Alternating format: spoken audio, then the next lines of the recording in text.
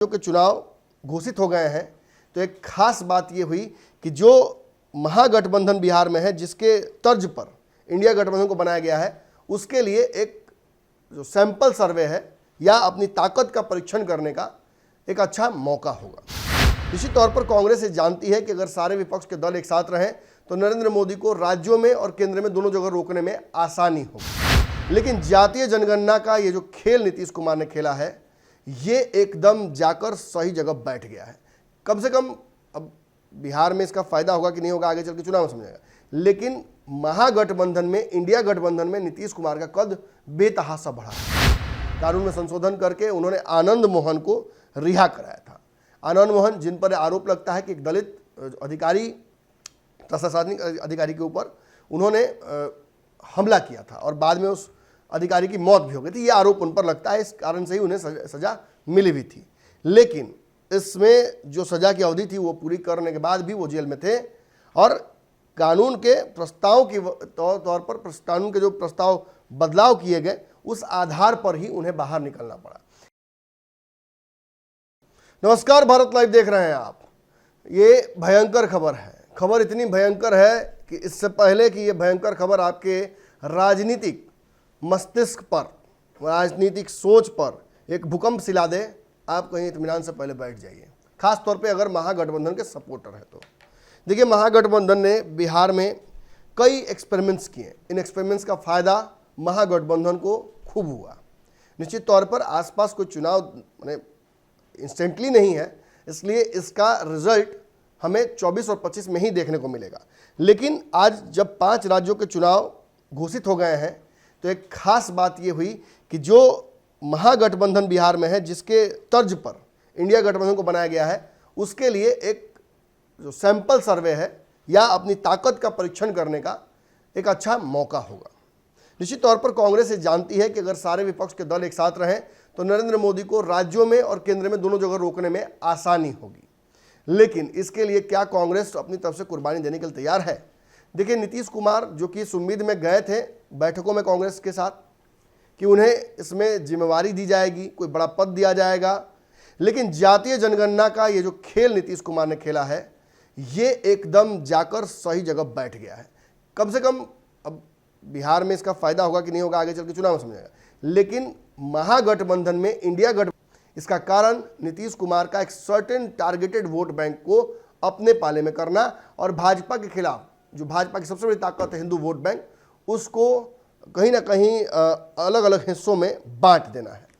अब इसका फिर मैं कहूँगा कि रिजल्ट तो चुनाव में समझ में आएगा, लेकिन ये एकमात्र पैंतरा नहीं है जो बिहार में नीतीश कुमार ने आजमाया है। नीतीश कुमार ने इससे पूर्व भी पंचायत में महिलाओं को आरक्षण देना हो, शराबबंदी हो, कई ऐसे कानून और नियम लाए हैं जिसकी वजह से उनका वोट बैंक बढ़ा है।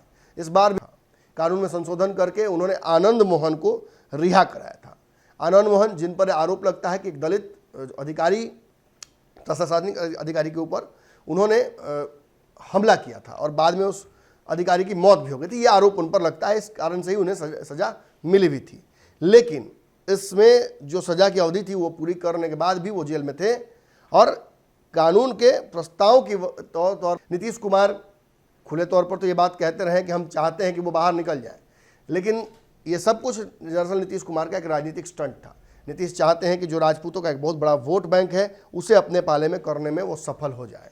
लेकिन जब से वो बाहर निकले हैं आनंद मोहन, तब से उनकी नज़दीकियाँ लालू यादव से काफ़ी बढ़ी हुई हैं। हो भी क्यों ना, उनकी पत्नी राजद के टिकट पर चुनाव लड़ी थी, उनके पुत्र चेतन आनंद आज भी उसी पार्टी के विधायक हैं। लेकिन बीच में एक पूरा माहौल बना था, वो आपको याद रखना चाहिए। नहीं याद है, मैं याद दिलाता हूँ। देखिए, कायदे से तो वो राजद के काफ़ी करीब हो गए और नीतीश कुमार को ये भाया नहीं। नीतीश ने कहा, सोचा कि भाई जब हमने बाहर निकाला है, हमारे कार्यकाल में बाहर निकला है, तो उसका राजनीतिक फायदा भी जदयू को ही मिलना चाहिए। इसलिए उन्होंने ललन सिंह को जिम्मेवारी दी कि वो बातचीत करके इन्हें अपने पाले में कर लें और जदयू में इनको ले आए। लेकिन बहुत सफल उसमें ललन सिंह नहीं हो पाए। उल्टा जो एक विवाद हुआ मनोज झा का, उस विवाद में लालू यादव ने जिस तरीके से मनोज झा ने तो ठाकुरों पर एक बात कही, ठाकुरों से राजपूतों को जोड़ा गया और एक हफ्ते बाद इस मामले पर आनंद मोहन उनके परिवार सहित कूद पड़े और जब उनके पुत्र ने राजपूतों के तौर पर हमला किया और अपनी ही पार्टी के शीर्ष नेता जो कि लालू के बहुत करीब है उन पर हमला किया, उनकी पुत्री ने हमला किया, फिर खुद आनंद मोहन ने जीभ काटने की बात की और उनके परिवार के लगभग सभी सदस्यों ने, यहाँ तक कि उनके दामाद ने भी इस पर ट्वीट कर दिया। अब इन सारी बातों के बाद लालू यादव जब रिएक्ट करते हैं तो वो चेतन आनंद को कम दिमाग का बता देते हैं। खुद आनंद मोहन जो कि इस मुद्दे पर काफ़ी एग्रेसिव थे उनको डपट देते हैं। खबर ये भी आई कि आनंद मोहन मुलाकात करने गए तो मुलाकात भी नहीं हुई। इसके बाद ललन सिंह मिलने गए लालू से, वहाँ भी मुलाकात नहीं हुई। नीतीश कुमार हर जगह खुद मिलने जा रहे हैं तभी लालू से मुलाकात हो पा रही है। यानी कहीं ना कहीं लालू के दरबार में आनंद मोहन और ललन सिंह दोनों का थोड़ा कद घटा। अब नीतीश कुमार ने कैसी राजनीति की, क्या किया, वो तो नीतीश कुमार समझे। लेकिन इस बीच इतना जरूर हुआ कि चेतन आनंद के लिए भी राजद के दरवाजे लगभग बंद से हो गए। अभी तो हालांकि उनका चुनाव दूर है, लेकिन वो भी अपने रास्ते अब खोजने लगे हैं। देखिए, कायदे से जब नीतीश कुमार सबसे बड़ा नेता है तो नीतीश कुमार के साथ क्यों ना रहा जाए? क्यों तेजस्वी यादव के आगे पीछे घूमना? क्यों तेजस्वी यादव जो बार बार दबाव डालते हैं अपने विधायकों पर? चेतन आनंद को भी उन्होंने कहा था कि भाई अब पार्टी को सम्मान नहीं दे रहे हैं, पार्टी को समय नहीं दे रहे हैं, पार्टी के लिए कोई कार्य नहीं कर रहे हैं, जिस पर वो बिफरे थे और फिर गुस्सा वो मनोज झा पर निकला था। तो ये कहीं ना कहीं इस पूरे मामले के दौरान हमने देखा कि जो दूरियां हैं वो राजद और आनंद मोहन परिवार में बढ़ी और धीरे धीरे वो नज़दीकियां बढ़ने लगी आनंद मोहन और नीतीश कुमार ने। अब ये खबर आ रही है कि आनंद मोहन और नीतीश कुमार की मुलाकात, जिसमें 20 मिनट से अधिक आनंद मोहन ने बातचीत की है नीतीश कुमार से, उसका जो बातचीत का ब्यौरा है वो लीक हो गया है। दरअसल आनंद मोहन, जिन पर ये कयास लगाए जा रहे थे कि वो अपनी एक नई राजनीतिक पार्टी बनाएंगे और अपने पुत्र और अपने पत्नी और बाकी परिवार के सदस्यों सहित अपने समर्थकों के साथ उस नए राजनीतिक दल के निर्माण के बाद ये तय करेंगे कि वो किस तरफ उन्हें जाना है।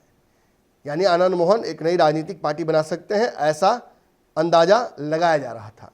खासतौर पे तब जब एक तरफ उनकी मुलाकात नीतीश कुमार से हो रही है, उनके जहाँ बड़े पुत्र राजद के विधायक हैं वहीं उनके छोटे पुत्र राजनाथ सिंह यानी भाजपा के एक बड़े नेता से मुलाकात कर रहे हैं, तो निश्चित तौर पर चारों तरफ घोड़े छोड़ दिए गए हैं और सभी ऑप्शन पर आनंद मोहन इस वक्त चर्चा कर रहे हैं।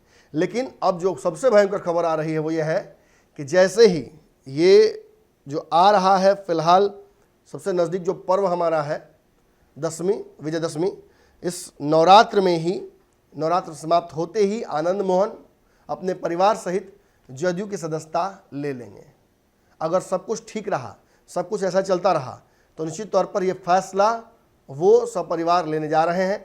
ऐसे में उनके पुत्र का क्या होगा? क्या वो इस्तीफा देंगे? क्या रजामंदी से ये सब कुछ होगा?